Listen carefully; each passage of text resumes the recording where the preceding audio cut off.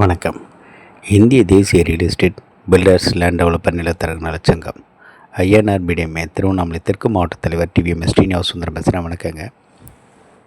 இன்றைய தினம் ஞாயிற்றுக்கிழமை திருவண்ணாமலை அண்ணாமலையார் உண்ணாமலையம்மன் இருவரின் ஆசையுடன் உலகத்தில் இருக்கிறவங்க எல்லாருக்கும் நல்லது மட்டுமே நடக்கும் என சொல்லிக்கொண்டு ஒரு குப்பம் பீச் ஓட்டின மாதிரி அந்த குப்பத்தில் வீடுங்களாக இருந்துச்சு. அந்த வீடுங்களாக இருக்கும்போது அந்த கணவன் அந்த வீட்டு வெளியில் அழகாக சேர் மாதிரி அழகாக போட்டு டேபிள் போட்டு சரக்குலாம் அழகாக வச்சுட்டு பக்கத்தில் ஸ்நாக்ஸ் வச்சுட்டு வடையை சுட்டு ஒரு 4-5 வடையை வச்சுட்டு அழகாக சரக்கு சாப்பிட்டுட்டு அழகாக உட்காந்துருக்காரு. அப்போது அந்த வீட்டுக்குள்ளேருந்து வெளியே வந்து அவங்க மனைவி, ஏயா நீ தெந்தவே மாட்டியா, இப்படியே நாசமாக போயிடுவியா, என்றைக்கு தான் நீ தெந்த போகிற, 2 பொட்டை பிள்ளைய வச்சுன்னு இருக்கிறோம், சம்பாதிக்கிற, வர, ஜாலியாக குடிக்கிற, தூங்குற, கூத்தடிக்கிற, இதே மாதிரி ஐயா நானும் வேறு கூலி வேலைக்கு போய் நானும் வந்து எதனா சேர்த்து வச்சா தான் ஆச்சு இந்த குழந்தைகளுக்கு, ஏன் தான் ஏன் அப்படி இருக்கிற அப்படின்னு அந்த அம்மா கேட்குறாங்க. ஏம்மா சும்மா கத்தின்னு கிடக்காத, என்ன சும்மா பில் கத்தாத, புரியுதா, நம்ம சம்பாதித்தே ஜாலியாக இருக்கிறது தான், வாழ்கிறதுக்கு கொஞ்ச நாள் இருந்து செத்துட்டு போயிடலாம் நிம்மதியாக, கம்முன்னு வேலையை பார்த்துட்டு போமா அப்படின்ற மாதிரி அவர் நக்கலாக பேசுகிறார். அதுக்கு இந்த அம்மா, இப்படியே பண்ணிகிட்ருக்காதையா, இதெல்லாம் சரியில்லையா அப்படின்னு சொல்லிட்டு அந்த அம்மா வேலைக்கு கிளம்புறாங்க. அப்போ அந்த நேரத்தில் நல்ல காற்று, நல்ல கடல் வாசனையோடு இருந்துகிட்ருக்க நேரத்தில் அழகாக ஒரு சரக்கு சாப்பிட்டு உட்காந்துருக்கும் போது ஒரு காக்கா வருது, காக்கான்னு கத்திட்டு வருது. இவர் இப்படி பார்த்துட்ருக்காரு. விறுவிறுன்னு அந்த காக்கா பறந்து வந்து ஒரு வடையை அப்படியே குத்திட்டு ஓடி போச்சு. ஏய் ஏய் ஏய்ன்னு கத்திட்டு கழுத்துக்கு அடிக்கிறாரு, ஓடிடுச்சு. அடைச்சி காக்காவை அடிக்கிற சரக்குக்கு சைடிஸ் இல்லைன்னு இருக்கிறேன், நீ வேறு இருக்கு தத்திக்கிட்டு ஓடிட்ட அப்படின்ற மாதிரி உக்காண்ட்ருக்காரு. இப்போது அந்த காக்கா மறுபடியும் வருது. இப்போ தான் வாடகை எடுத்துகிட்டு போகிற, மறுபடியும் வரியா, உன்னை இன்றைக்கி வா இன்றைக்கி இருக்குது அப்படின்னும் போது கான்னு கத்தி நிற்கிட்டுருக்கு. மறுபடியும் ஒரு ஜாலியாக ஒரு வாட்டி ஒரு அடி பார்வையாக ஒரு வாய் சாப்பிட்டுட்டு அப்படி திரும்புகிறாரு. உன்னோட வாடையும் தூக்கிட்டு ஓடிடுச்சு. இன்னி பக்கம் இந்த பக்கம் வா இன்றைக்கி போய்ச்சிட்றேன் அப்படின்ற மாதிரி அவர் உட்காந்துட்டு ஸ்டைலாக ஒரு தம் ஒன்று போட்டுட்ருக்காரு. இப்போ காற்று அதிகமாக அடிக்குது, போட்டுக்கெல்லாம் ஆட ஆரம்பிக்குது. ஓவரான காற்றும் ஓவரான புயல் மாதிரி ஒரு சத்தங்கள் வருது. அடித்த அடியில் காற்று கடலெலாம் உள்ளே வந்து வாங்குது. அப்போ அந்த ஊர்லேயே இருக்க எல்லா இடமும் அடித்து தூக்குது. அப்போ அந்த கடல் வந்து உள்வாங்கி மொத்தத்தையும் இழுத்துட்டு வெளியில் போயிடுது. அங்கே இருக்கிற குடிசைங்க எல்லாமே நாஸ்தியாகுது. இவர் சரக்கடிக்கு இருந்தவரெலாம் எங்கே இருக்கிறாரு தெரில, அப்படியே அமைதியாக நிலவுது. குழல்களும் கத்தல்களும் மத்தியமாக சத்தியமும் கத்தல்களும் இருந்திருக்கிற இடத்துல ரொம்ப மோசமான சூழ்நிலையில் இருக்குது. கடல் வந்து நீர் உள்ளே வந்து எல்லோரும் இழுத்துடுச்சு. அந்த சூழ்நிலையில் இவர் வெளியில் உட்காந்து சரக்கு அடிச்சது ஒரு ஆள் இல்லை.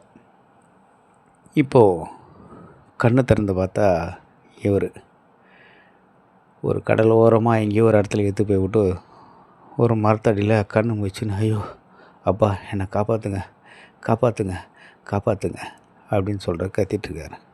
ஐயோ குடிக்க தண்ணி, பசிக்குதே அப்படின்னோடனே அப்படின்னு உட்காந்து பாரு, சுற்றி பத்தில் ஒரு ஈயம் இல்லை, காக்கம் இல்லை. என்னடா அப்படின்ட்டு இப்படி பார்க்குறாரு. ஒன்றும் பண்ண முடியல. இப்படி மேலே நின்று பார்த்தா நம்ம ஆள் காக்கா மேலே உட்காண்ட்ருக்காரு.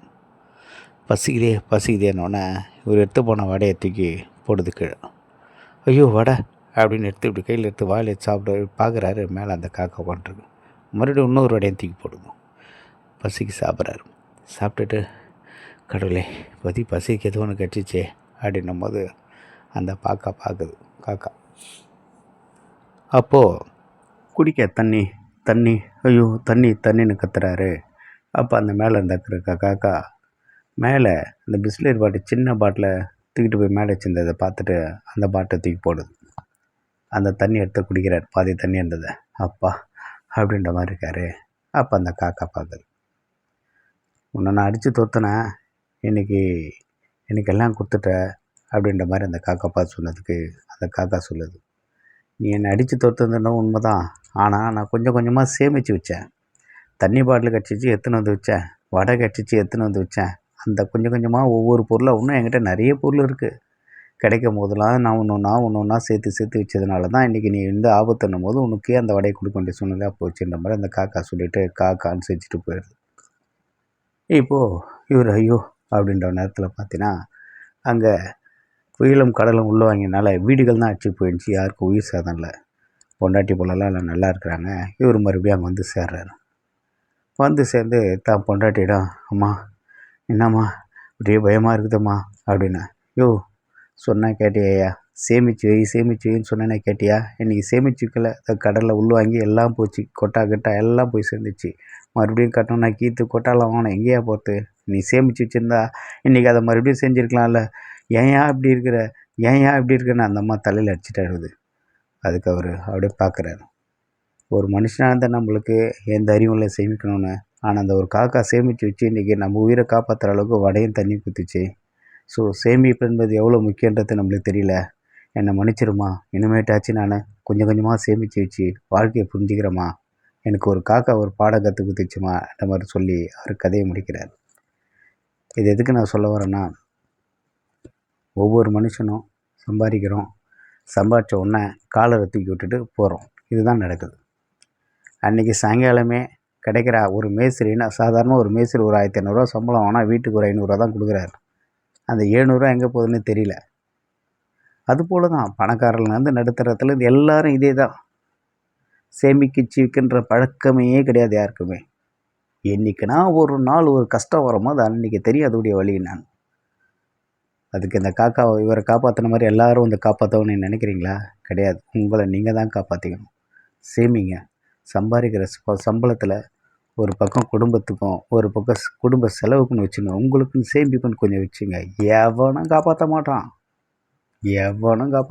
உனக்குன்னு பணம் வந்தால் மட்டும்தான் உன்னை காப்பாற்றிக்க முடியும். அப்படி ஒரு விஷயம் நீ நினச்சின்னா அது கனவு தான். புரியுதுங்களா? அப்படி ஒரு விஷயம் நம்மளை காப்பாற்றணும்னு நினச்சின்னா அது கனவு தான். அது பெண்ணாக இருந்தாலும் சரி, ஆணாக இருந்தாலும் சரி, மனைவியாக இருந்தாலும் சரி, கணவனாக இருந்தாலும் சரி, பிள்ளையாக இருந்தாலும் சரி, உனக்குன்னு சேமிப்பாக ஒரு பணத்தை வச்சுக்கோங்க. அதுதான் உங்களை காப்பாற்றும். வேறு எதுவும் உங்களை காப்பாற்றாது. எல்லாம் பார்த்துக்கலான்னு சொன்னால் நேராக நீங்களாக போய் சுடுகாட்டில் பார்த்துக்க வேண்டியதான். எல்லாம் பார்த்துக்குவோம் அப்படின்னு வச்சுன்னு ரூபா இல்லாமல் இருந்தீங்கன்னா சுடுகாட்டில் தான் போய் படுத்துக்கணும். உடம்பு சரியில்லைன்னா தர்ம ஆஸ்பத்திரிக்கு 4 வாட்டி கூட்டின்னு போவாங்க. 5ஆவது நாள் உடம்பு சரியில்லைன்னு அப்படியே போட்டுருவாங்க. அப்படியே கிடக்க வேண்டியதான். கையில் பணம் இருந்துச்சுன்னா தர்ம ஹாஸ்பிட்டல் விட்டு நல்ல ஹாஸ்பிட்டல் போய் உடம்பை காப்பாற்றி எப்படின்னா தேத்திக்கலாம். அதனால் பணம் என்பது ரொம்ப முக்கியம். சேமிப்பு அதை விட பெரிய முக்கியம்.